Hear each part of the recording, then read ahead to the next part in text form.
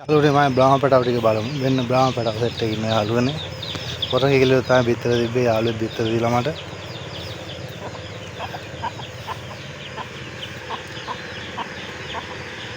පැටව 6 දෙනෙක් ඉතින් යාළුවනේ එක පැටියෙක් මැරුණා මොකක් ආයි මරනවා කියලා දන්නේ නැහැ යාළුවනේ.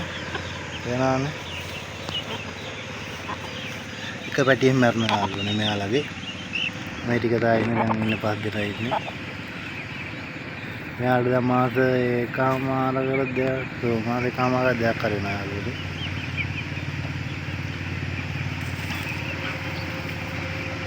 මැෂින් වගේ පේනනේ යාළුවනේ හාරුනවා. ඇයි? මෙයා දරුණුයි කොටනවා. ඔච්චර කාලක් කොටුවේ හිටියා යාළුවනේ. දැන් ඔය ඇරියා එළියට දැම්මා. බෑග දාලා. යන්නේ නැහැ එළිය දැම්මා තාම.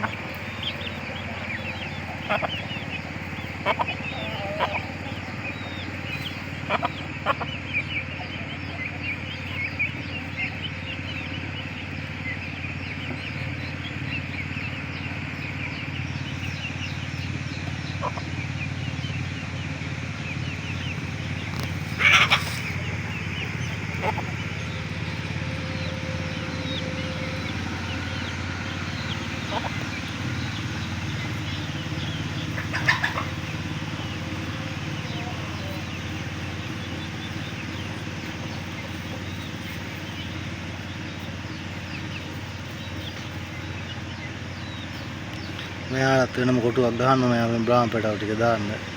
කලවම් වෙන ඉන්න තාම පොඩි ඉන්න තියෙනවා මම. ලකුණාම ගහන වෙනම කොටුවක් යාළුවනේ.